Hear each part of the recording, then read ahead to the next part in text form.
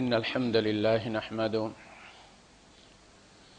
ونستعينه ونستغفره ونؤمن به ونتوكل عليه ونعوذ بالله من شرور أنفسنا ومن سيئات أعمالنا من يهده الله فلا مضل له ومن يضلل فلن تجد له وليا مرشدا وأشهد أن لا إله إلا الله وحده لا شريك له ولا ضد ولا ند ولا مثيل له ولا مثال له وأشهد أن سيدنا ومولانا ومعلمنا ومرشدنا ومخرجنا من الظلمات إلى النور محمدا عبده ورسوله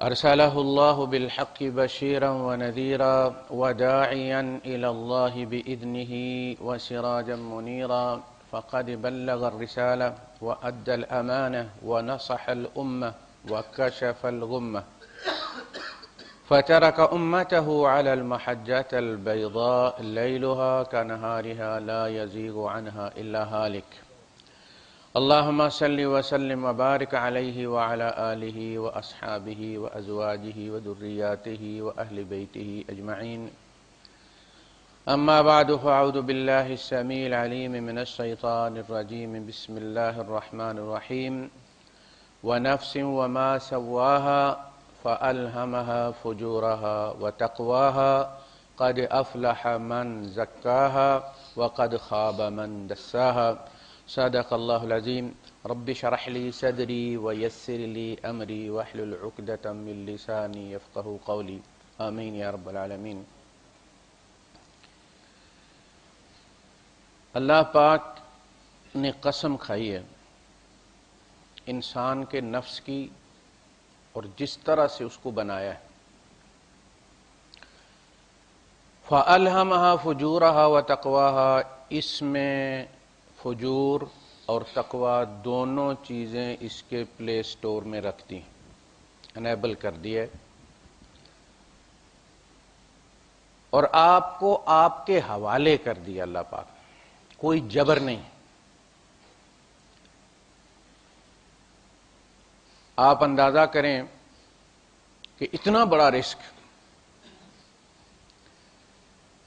کہ آنے والی نسلوں تک جو ہے وہ اللہ پاک نے ہمارے سپرد کر دی، یعنی ہم بگڑیں گے تو ظاہر اپنی اولاد کی تربیت کیسے کریں گے، اس کو بھی بگاڑیں گے نا۔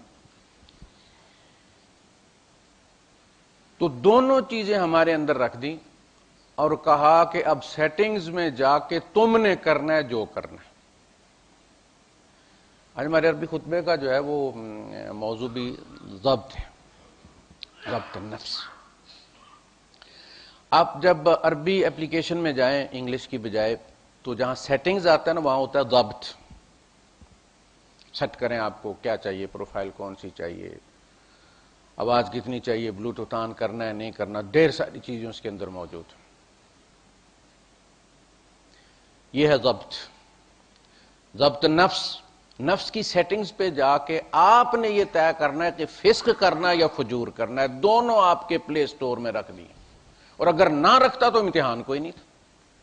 بھائی جبر سے فرشتے اللہ نے نیک بنائے ہوئے ہیں نا، آپ کی کیا ضرورت تھی اگر جبر سے بنانا ہوتا؟ اللہ پاک فرماتا ہے وَلَوْ شَاءَ رَبُّكَ لَآمَنَ مَنْ فِي الْأَرْضِ كُلُّهُمْ جَمِيعًا، اگر تیرا رب مومن بنانا چاہتا نا جبر سے تو زمین میں رہنے والے سارے مومن ہوتے۔ أَفَأَنْتَ تُكْرِهُ النَّاسَ حَتَّى يَكُونُوا مُؤْمِنِينَ، جب رب نے جبر نہیں کیا تو آپ مجبور کریں گے لوگوں کو کہ وہ مومن ہو؟ نہیں، ایمان میں لا اکراہ فی الدین، ایمان میں کوئی جبر نہیں۔ آپ اپنی پسند کے مطابق جو مذہب اختیار کریں کر سکتے ہیں، لا مذہب رہنا چاہتے ہیں تو بھی رہیں، محاسبہ آخرت میں ہوگا۔ یہ آپشن رب نے دیا، اما شاکرا و اما کفورا، من شاء فلیؤمن و من شاء فلیکفر، جو چاہے وہ ایمان لائے جو چاہے وہ کفر کرے۔ مزہ یہ ہے کہ آپشن ہو اور بندہ اس آپشن کو چھوڑ کر رب کی طرف آئے، پھر انسان کہلاتا ہے۔ وہ گناہگار جو اپنے رب سے ڈر کر پلٹ آئے، وہ جبرائیل سے رب کو زیادہ محبوب ہے، اس لیے کہ اس نے کچھ چھوڑا ہے، جبرائیل کے پاس چھوڑنے والا آپشن کوئی نہیں تھا۔ اس نے کچھ قربانی دی اپنی پسند کی، اس لیے ہمیں بنایا تھا۔ تو ضبط پہ جا کے آپ سیٹنگز کریں۔ اچھا، بڑی یہ جو عربی اصطلاحات ہے نا، آپ جس معاشرے میں رہتے ہیں، ہمارے یہاں کے علماء جو ہے وہ عربی پڑھتے ہیں، عرب معاشرے میں نہیں رہتے، روزمرہ کی اصطلاحات ان کے استعمال میں نہیں آتی، وہ اس کے سینس کو نہیں پاتے، بس وہ لکھا ہوا دیکھتے ہیں، نمبر دے دیتے ہیں، آگے جن کو تیار کرتے ہیں وہ بھی لکھ کے دیتے ہیں، نمبر لے لیتے ہیں، بس مارکیٹ میں آ جاتے ہیں۔ یہاں جوازات الپل سے جو ہی آپ نیچے اتریں، رائٹ سائڈ پہ ایک دکان ہے کمپیوٹرز کی، آئیکن کمپیوٹرز، التماثیل للکمپیوٹر، تمثال، تمثیل، آئیکن، شارٹ کٹ جس کو آپ ڈبل کلک کرتے ہیں تو اصل سامنے آتی ہے۔ حضرت ابراہیم علیہ السلام نے کہا تھا نا اپنی قوم سے، ما هذه التماثیل التي كنتم لها عاکفین، یہ کون سے یہ تماثیل ہیں، آئیکنز، یہ قبریں، یہ آئیکن ہیں، یہ شارٹ کٹ ہے، اصل ان کے پیچھے بڑی بڑی فائلیں۔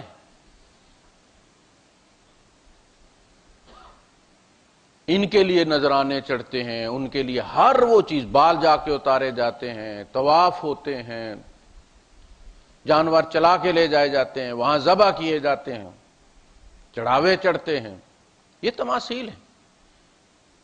قبر نہیں، قبر کے پیچھے جو ہستی ہے یہ اس کے نذرانے، بت نہیں، بتوں کے پیچھے وہ پوری فائل ہوتی تھی، وہ بھی نیک ہی بندے تھے۔ مکے والے اپنے آپ کو مسلمان کہتے تھے اور مسلمانوں کو وابی کہتے تھے، صابی، لفظ صابی تھا، وہ صابئین۔ ایک قبیلے پر جب حملہ کیا خالد بن ولید رضی اللہ تعالیٰ عنہ نے، تو انہوں نے کہا سبانا سبانا، یعنی وہ کہہ رہے تھے کہ مسلمان ہو گئے، لیکن جو وہ مسلمانوں کو صابی کہتے تھے وہ بے دین ہو گئے، اپنے پیو دادا کے دین انہیں چھوڑ دیا، جیسے ہم کو لوگ تانا دیتے ہیں، میرے دادا پیران دیتا ہے، ہم جدی پشتی بریلوی ہیں، تو ظاہر ہے وہ کہیں گے اس نے اپنے باپ دادا کی چھوڑ دی ہے میراث۔ تو انہوں نے یہ نہیں کہا کہ اسلمنا، انہوں نے کہا سبانا سبانا، ہم بھی بے دین ہو گئے، دیکھیں ہم قتل کر دیے گئے۔ بعد میں جو بچ گئے ان بیچاروں نے جب دیکھا کہ ان کو بھی مار رہے ہیں تو پھر انہوں نے کہنا شروع کر دیا کہ اسلمنا اسلمنا، لیکن انہوں نے پھر کہا کہ وہ بیچارے بھی مسلمان ہی ہوئے تھے، بس وہ سبانا کہ جو ہے یہ سواد والا سبا ہے، بس صابئین صابئون، دو قرآن حکیم میں دو جگہ اس کو کہا۔ تو یہ جو اصطلاحات ہیں نا یہ بات کو سمجھاتی ہیں، آئیکن، تماثیل، تمثال، وہ آئس برگ کی وہ ٹپ ہوتی ہے اوپر چھوٹی سی، آپ کو وہ اس کی نوک نظر آتی ہے، نیچے پورا ہمالیہ ہوتا ہے اس برف کا، وہ جہاز غرق کرتا ہے۔ یہ ہمارے عقائد میں یہ چھوٹے چھوٹے پھوڑے نظر آتے ہیں نا آپ کو، وہ کہتے تھے کہ ہم مسلمان ہیں، اللہ کو مانتے ہیں، فرشتوں کو مانتے ہیں، رسولوں کو مانتے ہیں، ابراہیم علیہ السلام کی اولاد ہیں، بیت اللہ کے متولی ہیں، ہم حاجیوں کی خدمت کرتے ہیں، لبیک اللہم لبیک کا جو ہے وہ ہم تلبیہ پڑھتے ہیں، تم ہم پر الزام لگاتے ہو کہ ہم ان بتوں کی پوجا کرتے ہیں، ما نعبدہم الا لیقربونا الی اللہ، ہم انہیں خدا نہیں مانتے، خدا کا پیارا مانتے ہیں کہ یہ ہم ان کی خدمت کریں گے، یہ ہمیں اللہ کے قریب کر دیں گے۔ وہ اصل میں ان کے بزرگ وہ روٹیاں، وہ جس کو بیٹھا رہتا تھا پہاڑی پر حاجی کا انتظار کرتا تھا عمرے والے کا، جس کو دیکھتا بلا لیتا، اس کی خدمت کرتا، اس کو اپنے کپڑے دیتا، اس کو شوربے میں روٹی ڈبو کے کھلاتا تھا، اتنا نیک بندہ تھا، مر گیا تو لوگوں نے جہاں وہ بیٹھا رہتا تھا خالی خالی جگہ نظر آتی تھی نا، تو جیسے ڈاکٹر مصنوعی دانت پہ ٹھوک دیتے ہیں کہ ذرا برا نہ لگے، انہوں نے ایک بتی ٹھوک دی اس پر۔ دوسرے کے پاس 4 پیسے ہوئے تو اس نے ذرا اس بتی کو سنوار دیا، سنگ مرمر کی بنا کے لگا دی، جیسے ہمارے یہاں قبریں پہلے پکی ہوتی، پھر اس کو اب وہ پوری ایک بیوہ کا گھر بن جاتا ہے جتنی ہماری قبر بنتی ہے۔ تو وہ بھی اصلاً ان نیکوں کو خدا کا پیارا سمجھ کر ان کی خدمت کیا کرتے تھے۔ اب آپ کہیں گے کہ بھئی ان کی خدمت کیا کرتے، جا کے چڑھاوے چڑھایا کرتے تھے، گائے کا پہلا دودھ وہاں جا کے چڑھایا کرتے تھے، ان کو کیسے پتا چلتا تھا؟ ان کا عقیدہ بھی یہی تھا جو ہمارے یاروں کا ہے، جو کہتے ہیں قبروں والے سنتے ہیں. وہ کہتے ہیں وہ سنتا ہے، اسے پتا ہم نے چڑھاوا چڑھایا ہے. آپ کی دیگ کا داتا صاحب کو پتا چل جاتا ہے، ان کے بکرے کا پتا نہیں چلتا تھا لات منات کو. ان کی وائی فائی کام نہیں کرتی تھی.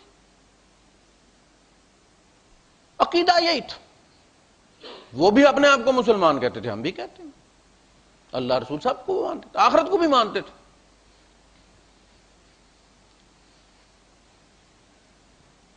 تو یہ تمثال بس چھوٹا عقیدے کا یہ پھوڑا نہیں ہے، اس کے پیچھے پورا کینسر ہوتا ہے. اس لیے ضبط سیٹنگز وہ ساری ایک لائن ہوتی ہے. مختلف موبائلوں میں اپنی لائن ہوتی ہے، کچھ میں کچھ چیزیں ہوتی ہیں، دوسرے میں وہ نہیں ہوتی. ہر انسان کی سیٹنگز تمام ایک ہی جیسی ہیں، آدم علیہ السلام سے لے کر آخری آدمی تک. آپ یہ بھی اللہ پاک کا فضل جانیں کہ اس نے انسانوں میں کوئی تفاوت نہیں رکھا کہ گلیکسی 7 میں کچھ اور ہے اور گلیکسی 3 میں کچھ اور ہے. ایسا نہیں ہے. فطرت اللہ التی فطر الناس علیہ، پہلے انسان سے لے کر آخری انسان تک تمام انسانوں کی فطرت ایک ہے. اس لیے یہ کتاب قیامت تک کے لیے سارے انسانوں کے کام کی. یہ مینول ہے، یہ گائیڈ بک ہے، یہ بتاتی ہے کہ سیٹنگز ایسے کرو گے تو کامیاب رہے گا. یہ اپلیکیشنز بند کرو گے تو بیٹری تمہاری کم خرچ ہوگی، لمبی چلے گی. سورہ نوح میں فرمایا کہ اللہ پاک تاخیر کر دے گا علاج مسمى، بندے کے پتر بن جاؤ، اس کی حدوں کے اندر آ جاؤ تو وہ تمہیں مہلت دے دے گا. سیٹنگز میں یہ ساری چیزیں موجود ہیں. فَأَلْهَمَهَا فُجُورَهَا وَتَقْوَاهَا، فجور بھی تقوی بھی پلے سٹور میں موجود ہے. آپ جو چاہیں گے وہ آپ منتخب کر لیں. جب آپ منتخب کر لیں گے تو اس کو چلانے کا سارا سسٹم بھی اسی آپ کے موبائل یا لیپ ٹاپ میں یا اس میں آپ کے کمپیوٹر میں آلریڈی وہاں سے انہوں نے ڈالا ہوا ہے. جب آپ برائی کا ارادہ کرتے ہیں تو ہر چیز کو یہ حکم ہے کہ اس کے ارادے میں اس کا ساتھ دو تاکہ چور کو اس کے گھر تک چھوڑا جائے. ورنہ یہ احتجاج کرتے ہیں کہ اللہ دیکھیے ہم سے کیا کام لے رہا ہے. اسی طرح جس طرح کوئی آئی جی کہتا ہے کہ فلاں بندے کو مار دو، تو وہ حوالدار یا وہ جو کانسٹیبل ہے وہ کہتا ہے یار یہ بڑے ہم سے کیا کام کرواتے، لیکن وہ پابند ہے کہ وہ کام کرے، ورنہ کوئی اور بہانہ ڈال کے اس کو کھڈے لائن لگا دیا جائے. یہ اس طرح کام ہوتے ہیں. یہ احتجاج کرتے ہیں، لیکن اللہ پاک نے ان کو کہا ہے کہ دنیا میں تم مانو، قیامت کے دن میں تم سے گواہی لے لوں گا، تم میرے گواہ ہو. وہ سی آئی ڈی والے اسی طرح کرتے ہیں، شرابیوں کے ساتھ شرابی بن کے بیٹھے ہوتے ہیں، پی بھی لیتے ہیں، خریدتے ہیں اور پھر اس سمیت پکڑ لیتے ہیں. یہ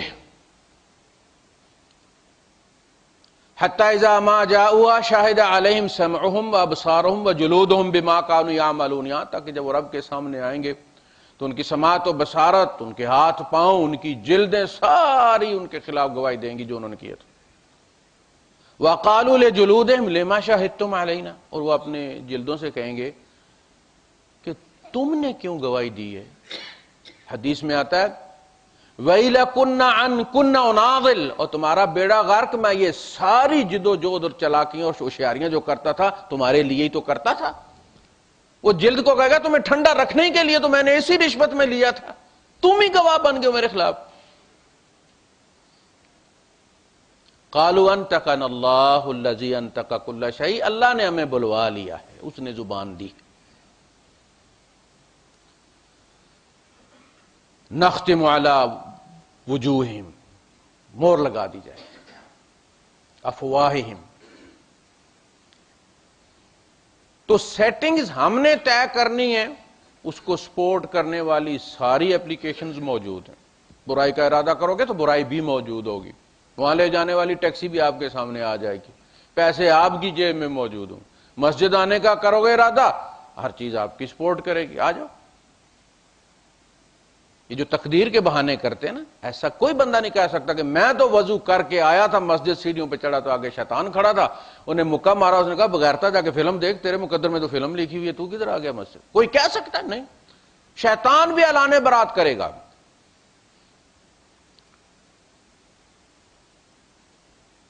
انی کفرت بما اشرکتمون من قبل، تم اپنے گناہ میں جو مجھے شریک ٹھہرایا کرتے تھے، میں اس کا انکار اسی وقت کر دیا کرتا تھا۔ ابیٹمنٹ جو ہے یہ کوئی جرم نہیں ہے کہ جی فلاں نے یہ کہا تو فلاں تمہیں کہے گا کنویں میں چھلانگ لگا، تم چھلانگ لگا لو گے۔ مشورہ اس نے تمہیں دیا ہے، جبر تو نہیں کیا۔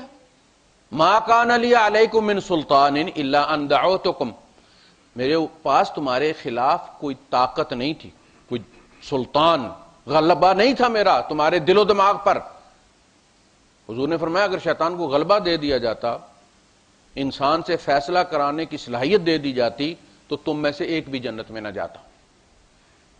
وہ مشورہ دیتا ہے، ایک وائرس آتا، خیال اوپن تو آپ نے کرنا ہے نا۔ الا ان دعوتکم، میں نے تمہیں دعوت دی تھی۔ والرسول یدعوکم، اور رسول کیا کرتے ہیں؟ وہ بھی تمہیں دعوت دیتے ہیں، جبر وہ بھی نہیں کرتے۔ فاستجبتم لی، تم نے میری بات مانی، تم نے میری بات مانی، رسول کی نہیں مانی، تم نے۔ فلا تلومونی، مجھے ملامت مت کرو، لومو انفسکم، یہ اللہ کی عدالت میں کھڑے ہو کر ابلیس بیان دے رہا ہے، یہ کوئی سیاسی تقریر نہیں ہے، یہ علیم بذات الصدور کے سامنے کھڑا ہو کے آخری بیان دے رہا ہے وہ۔ اور اللہ پاک اس کی تردید نہیں فرماتا، اللہ پاک اس کی تردید نہیں فرماتا کہ یہ جھوٹ کہہ رہا ہے، صحیح کہہ رہا ہے۔ فلا تلومونی ولوموا انفسکم ما انا بمصرخکم وما انتم بمصرخی، نہ میں تمہیں بچا سکتا ہوں نہ تم مجھے بچا سکتے۔ انی کفرت بما اشرکتمون من قبل، میں ان تمام جرائم کا، ان الزامات کا انکار کرتا ہوں جن میں تم مجھے اپنا شریک ٹھہراتے رہے ہو۔ شیطان نے کروا لیا، شیطان نے کروا لیا۔ شیطان کا کام ایڈورٹیزمنٹ کمپنی چلاتا ہے، وہ ایڈ دیتا ہے، خرچے تمہارے ہوتے ہیں، پیسے تمہاری جیب سے نکلتے ہیں، پلاننگ تم کرتے ہو، گاڑی میں تم ٹکٹ تم بک کرواتے ہو۔ ان میں سے ابلیس کوئی نہیں کرتا کہ جا کے اس نے ٹکٹ بک کروا کے تمہارے ہاتھ پہ آ کے رکھا ہے۔ یہ ہے اصل مسئلہ، یہ ہے انسان کا کہ شیطان کے متھے لگا کے وہ کہ جن بابا نے یہ کروا لیا جی مجھ سے۔ ایسا نہیں، اللہ کی عدالت میں یہ نہیں چلے گا۔ تمہارے ذمہ لگائی تھی، تم سیٹنگز دوسری کر لیتے، جب تمہیں نہیں چاہیے ہوتا سائلنٹ پہ کر لیتے ہو نا اسے، تم سائلنٹ پہ کر لیتے، شیطان اپروچ ہی نہ کرتا تم۔ انہ لیس لہ سلطان علی الذین آمنوا وعلی ربہم یتوکلون، شیطان کا زور ان پر نہیں چلتا جو اپنے رب پر ایمان رکھتے ہیں اور اس پر توکل رکھتے ہیں۔ انما سلطانہ علی الذین یتولونہ، اس کا زور اپنے دوستوں پر چلتا ہے۔ یتولونہ ولایت، انما سلطانہ علی الذین یتولونہ والذین ھم بہ مشرکون، اور رب کے مشرکوں پر چلتا ہے۔ ایمانو، میرا رب القوی ہے، کوئی چیز اس کے دستے قدرت سے باہر نہیں ہے، میرے بارے میں سارے فیصلے میرا رب کرتا ہے۔ اس کے بعد کیا ڈر رہتا ہے فلاں نے تعویذ کر دیا، فلاں نے بندش کر دی، فلاں نہیں ہو گیا، فلاں نے کیا۔ اس لیے میں کہتا ہوں کہ تمہارا ایمان جا کے جائزہ لو، مینو پہ واپس جاؤ، چیک یور سیٹنگز۔ جہاں توکل نہیں ہے اللہ کی قسم وہاں ایمان ہے ہی نہیں ہے، یہ جوڑا ہے۔ یہاں بھی ہے نا، انہ لیس لہ سلطان علی الذین آمنوا وعلی ربہم یتوکلون، ایمان کا لازمی مظہر توکل ہے۔ اگر توکل نہیں ہے تو خدا والے نام پہ تم نے مسٹر ایکس کر کے اپنی بس وہ اکاؤنٹ بنا لیا، تم خدا نہیں ہے وہاں پہ۔ ہم کہتے ہیں، پڑھتے ہیں قنوت کے اندر وَنُؤْمِنُ بِكَ وَنَتَوَكَّلُ عَلَيْكَ، ہم تجھ پر ایمان رکھتے ہیں، اور اس کا ثبوت یہ ہے کہ ہم تجھ پر توکل رکھتے ہیں، توکل کرتے ہیں۔ کہاں کرتے ہیں ہم تو وہ ننگ دڑھنگ، وہ جو کھا کھا کے پان، جس کا منہ بھی اندر سے غار نظر آتا ہے، بدبو دور سے آتی ہے، ہم تو اس کے لکھے ہوئے پر اعتبار کر لیتے ہیں، یقین بن جاتا ہے کہ یہ میری حفاظت کرے گا، اور رب کے لکھے پر ہمیں اعتبار ہی کوئی نہیں۔ قرآن ہم ختم کرتے ہیں مگر دادا کو بخشوانے کے لیے، ابا کو بخشوانے کے لیے، اس سے نہ ہم ایمان لیتے نہ ہم اس سے توکل لیتے ہیں۔ وہ جو کہا گیا کہ الا ان اولیاء اللہ لا خوف علیہم ولا هم يحزنون، وہ وہاں کی بات نہیں ہے، یہاں کی بات ہے۔ جو رب کے ولی ہوتے ہیں نا، انہیں نہ کوئی غم ہوتا ہے نہ کوئی ڈر ہوتا ہے۔ کیوں بھائی؟ میرے بارے میں فیصلے میرے رب نے کرنے ہیں، اور رب میرا خیر خواہ ہے، رب میرا رب ہے۔ اس نے شروع کیا تو کہا کہ الحمدللہ رب العالمین، وہ عالموں کو پالنے والا ہے، جہانوں کو پالنے والا ہے، وہ گناہگاروں کو بھی پالتا ہے، وہ کافروں کو بھی پالتا ہے، بچے بھی دیتا ہے، گردے بھی دیے ہوئے ہیں، دل و جان دی ہوئی ہے، ان کو صحت بھی دی ہوئی ہے، وہ ربوبیت کی شان ہے۔ اسی لیے کہا کما ربیانی صغیرا، ماں باپ کے لیے اولاد نیک اور بد ایک ہی جیسی ہوتی ہے، ان کو درد دونوں کا ایک ہی جیسا ہی ہوتا ہے۔ مت سمجھے کہ جو اولاد اس کی بد ہوتی ہے، جو ماں باپ کو دیتی نہیں ہے یا روز گلے لے کر آتی ہے، اس کو اگر سزا ہو یا پکڑا جائے یا مار پڑے تو ماں باپ آرام سے سوتے رہتے ہیں، ایسا نہیں ہوتا۔ ایک قاتل کی سب سے بہترین وکیل اس کی ماں ہوتی ہے، ایسی ایسی دلیلیں ڈھونڈ کے لاتی ہے، جواز ڈھونڈ کے لاتی ہے۔ تو رب کے بارے میں آپ کا کیا خیال ہے؟ جو 99 ماؤں سے زیادہ پیار کرتا ہے، 70 ماؤں سے نہیں، 99 ماؤں سے زیادہ پیار کرتا ہے، وہ رب ہے۔ فَأَلْهَمَهَا فُجُورَهَا وَتَقْوَاهَا، ہم جو کچھ بھی کرتے ہیں وہ آلریڈی ہمارے اندر موجود ہے، ایکٹیویٹ اس کو ہم کرتے ہیں، سیٹنگز پہ ہم جا کے اس کو جس چیز کا ارادہ کرتے ہیں وہ اس طرف چل پڑتا۔ مجرم ہم ہیں۔ قَدْ أَفْلَحَ مَنْ زَكَّاهَا، آپ دیکھیں قرآن حکیم شروع ہوا تو کہا گیا کہ اشتروا الضلالۃ بالہدیٰ، اولئک الذین اشتروا الضلالۃ بالہدیٰ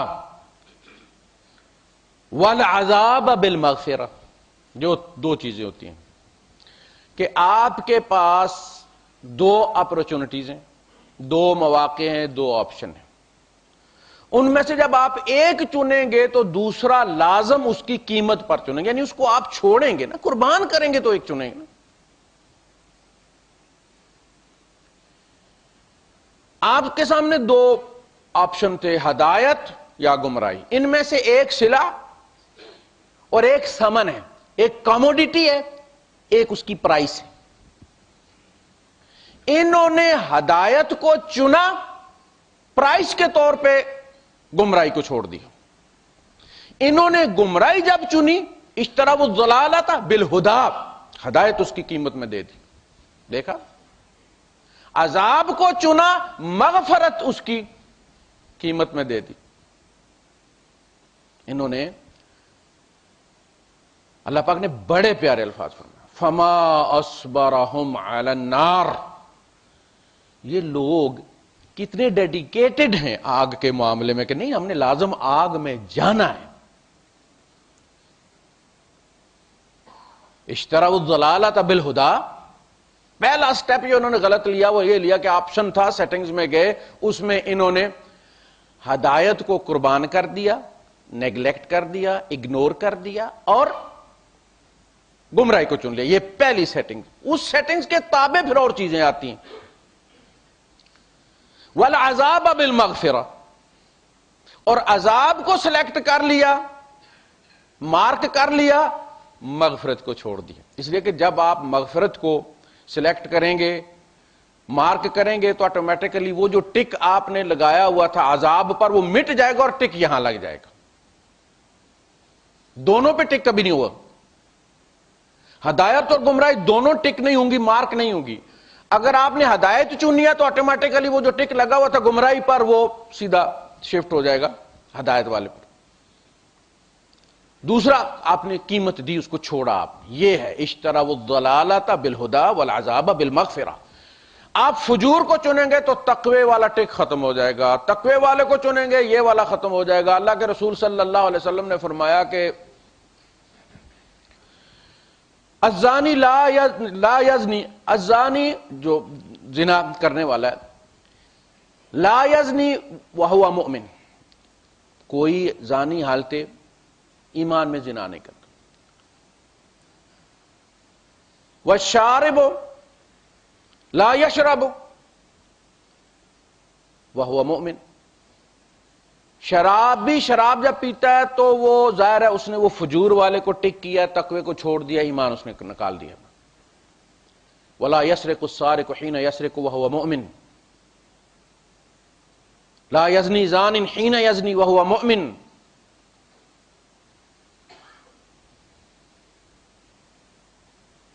اور چور اور شرابی، یعنی پہلے ایمان نکلتا ہے. حضور نے مثال دی جیسے تم کپڑا اتارتے ہو نا، ایسے کر کے ایسے ایمان نکال لیا جاتا اور معلق ہو جاتا. توبہ کرتا ہے پلٹ آتا ہے. آپ وہ بیک جانے کے لیے کرتے ہیں نا اس کو، توبہ کرتا ہے پلٹ آتا ہے، لیکن زیادہ دیر رہتا نہیں ہے. اگر جلدی توبہ نہ کی تو پھر وہ ڈیلیٹ بھی ہو سکتا ہے وہ آپشن، پھر وہ ایمان. اس لیے کہا گیا الا الذین، یہ سوائے ان لوگوں کے جنہوں نے توبہ کی،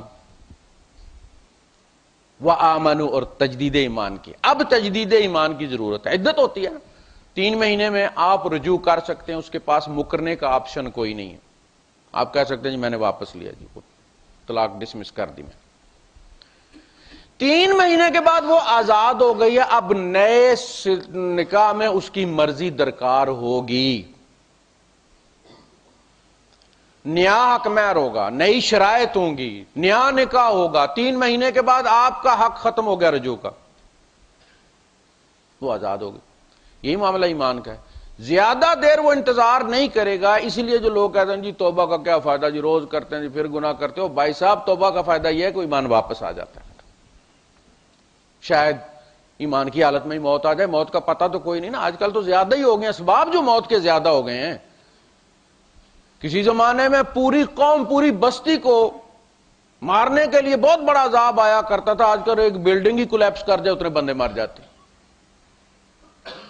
ایک جہاز گر جائے پوری بستی جتنا سمجھ لے کے بندے صاف ہو گئے. اسباب زیادہ ہو گئے نا، حادثاتی اموات زیادہ ہو جائیں گی. حضور نے قیامت کے بارے میں کہا تھا.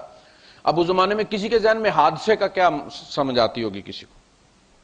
آج ہمیں پتا نا کہ حادثاتی اموات کتنی زیادہ ہو گئیں. اونٹ دوڑ رہے ہیں، 2 اونٹ آپس میں ٹکرائے گے تو زیادہ سے زیادہ مرے بھی تو بندے 2 ہی مریں گے، مرے بھی لولے لنگڑے ہو جائیں گے، آپ زخمی ہو جائیں گے. یہ کسی نے نہیں سوچا تھا کہ 300-350 بندہ جہاز میں ہوگا اور وہ جہاز ایک دم گرے گا اور پھر وہ اتنے بندے مر جائیں. لیکن حضور نے اس وقت بھی بتا دیا تھا کہ حادثاتی اموات زیادہ ہو جائیں گے. لوگ بیماریوں سے کم اور حادثات سے زیادہ مریں گے، اور وہ بیماری ان میں ہوگی جو ان کے باپ دادا میں نہیں تھی. یہ بتائیے، جو پہلے ان سے آگاہ نہیں تھی ان بیماریوں سے، وہ بیماریاں پیدا ہوں. حیران ہو جاتا بندہ، یہ وائرس یار ہمارے باپ دادا کے زمانے میں کوئی نہیں تھا. پتہ نہیں عجیب عجیب نام ہے ان کے وائرسوں کے رکھے ہوئے. تو صاحب سیٹنگ ہمارے ہاتھ میں ہے، ارادہ آپ کے اختیار میں دیا گیا. یہ ارادہ ہی اصل میں امانت ہے. ہم ارادہ نہیں کرتے، ہم کہتے ہیں کہ بس اللہ ہی ٹھیک کرے. جب ہم اللہ توفیق دے کسی دن آپ یہ کام کریں یا نماز پڑھا کرو تو بس جی اللہ دعا کریں اللہ پاک توفیق دے. اس کا مطلب یہ ہوتا ہے کہ اللہ پاک آئے ہمارے گھر اور ٹھڈے مارتا ہے، وہ ہمیں بستر سے اٹھائے اور لا کے پھینکے آ کے مسجد میں پھر پڑھیں گے. جب اس نے تمہیں مسلمان بنا دیا نا تو اس نے توفیق دے دی ہے. اب تم اس پر الزام مت رکھو. تم ڈیوٹی پہ جانے کے لیے الارم لگا سکتے ہو، تم نماز کے لیے نہیں لگا سکتے. اس زمانے میں تو عذر موجود تھا، الارم نہیں ہوا کرتے تھے، بندہ سویا رہتا تھا، چلو نماز نکل گئی. اب تو تم بس نہیں نکلنے دیتے، نماز نکل جائے پرواہ کوئی نہیں. چھٹی والے دن بھی کبھی الارم لگایا کہ فجر پڑھنی ہے؟ 3.5 بندے کھڑے ہوتے ہیں، 3 بندے اور ایک اس کا بچہ. یہ حالت ہوتی ہے چھٹی والے دن. پتہ چل جاتا کہ یہ جو ہم نماز بھی پڑھتے ہیں یہ ڈیوٹی کا صدقہ ہے. ڈیوٹی نہ ہو تو نماز بھی گئی. خیر یہ جو نیک والی یہ جو سیٹنگز ہیں اس میں اللہ پاک نے گنوایا نا فَمِنْهُمْ ظَالِمٌ لِّنَفْسِهِ، ان میں کچھ وہ لوگ ہیں جو اپنی جان پر ظلم کرنے والے ہیں. سیٹنگز ظلم پر لگا لیتے ہیں، وہ فجور پر لگا لیتے ہیں. وَمِنْهُمْ مُقْتَصِدٌ، جو نیکی ہے اس کے 2 درجے آگے رکھیں. اس والی سیٹنگز میں آپ جا کے تقوی کو اختیار کریں گے تو 2 وہاں آپشن ہیں. ایک تو وہ ہے کہ پورا پورا اللہ پاک نے کہا کہ یہ کرو میں وہ کر دوں گا. اللہ کا 5 نمازیں پڑھنی بس 5 ہی پڑھوں گا، فرض پڑھنے بس فرض پڑھوں گا، زکوٰۃ فرض دوں گا، حج فرض کروں گا، روزے بس رمضان کے رکھنے ہیں. کہا ایک سیٹنگز یہ ہے اور یہ بھی کامیاب ہے. ایک بدو آ گیا، اس نے کہا کہ جی اے اللہ کے رسول ہمارے پاس آپ کا قاصد آیا اور اس نے ہم سے یہ چیزیں طلب کی ہیں، کہ واقعی اسی طرح ہے؟ آپ ذرا دوہرا دیں.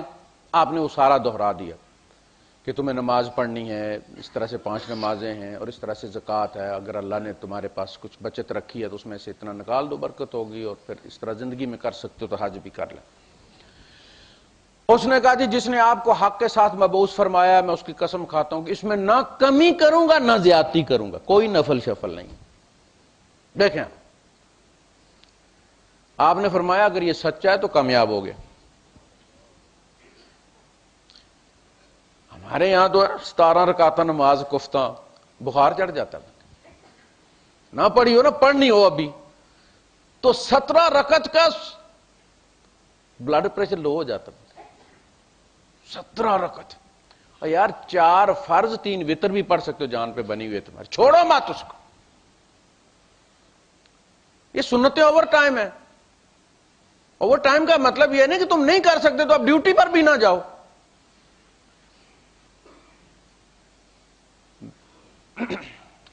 یہ میرے ایک چچا ہوتے تھے تو انہوں نے وہ میرے اتالیق تھے، ان کے حوالے مجھے کیا گیا کہ ان کو ذرا سمجھا دیں نماز شاز، تو میں ان کے ساتھ جاتا تھا.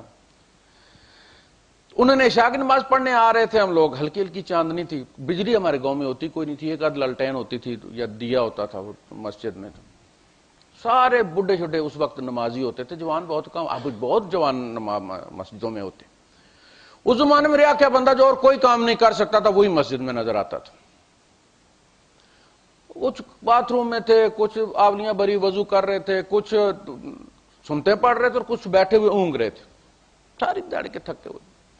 انہوں نے مجھے چچا نے کہا کہ جا کے نا میں جتنی دیر میں وضو کرتا تم نے نا اونچی نیت کرنی ہے تاکہ مجھے وہاں آواز آئے.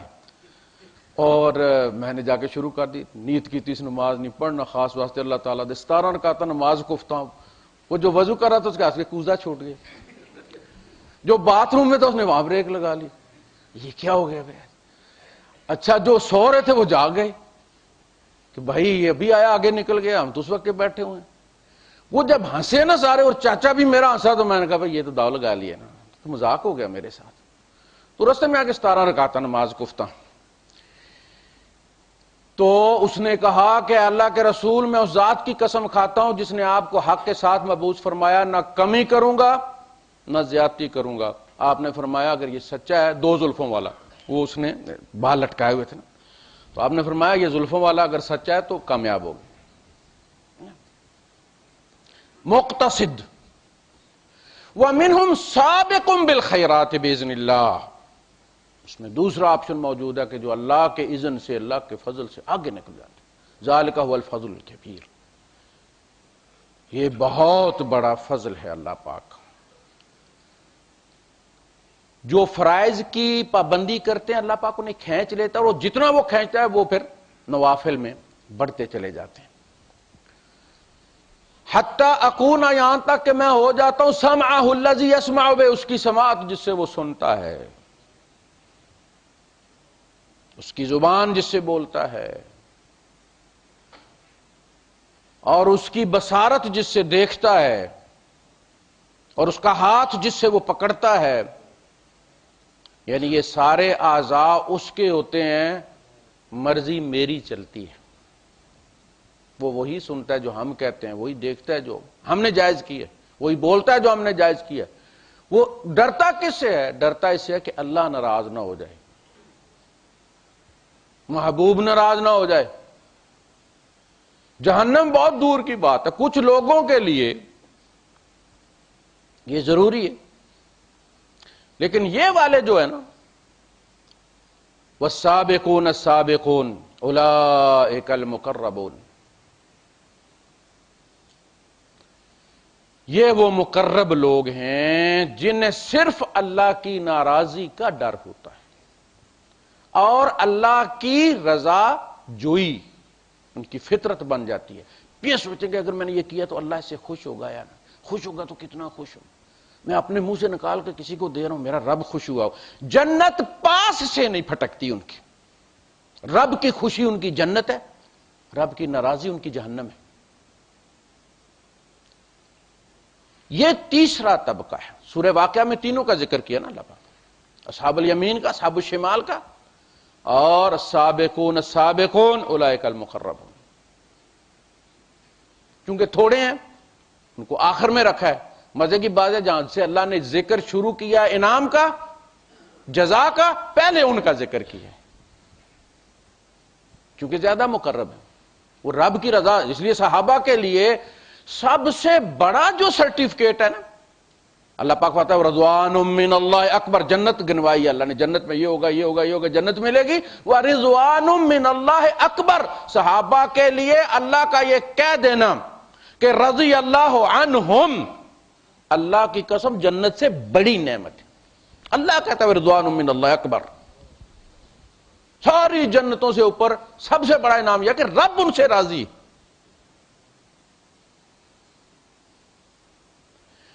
تو یہ تیسرا طبقہ جو ہے وہ آگے بڑھ کے کرنے والا،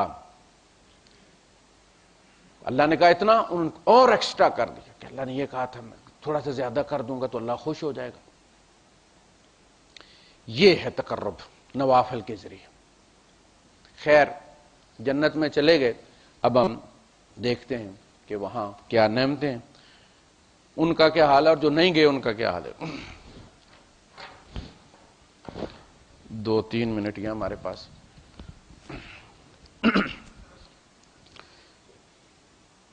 وہ کہیں گے وَقَالُوا الْحَمْدُ لِلَّهِ الَّذِي أَذْهَبَ عَنَّا الْحَزَنَ، ساری تعریفی اس اللہ کے لیے جس نے ہم سے حزن کو دور کر دیا۔ غم ہوتا ہے پتہ کیا بنے گا، دنیا ہے دار الحزن ہے، ایک غم پیچھا نہیں چھوڑتا دوسرا آ جاتا، بیماری، فوتگیاں، والدین، اولاد، رشتہ دار، کو دوست، احباب، یہ غم پہ غم، ایک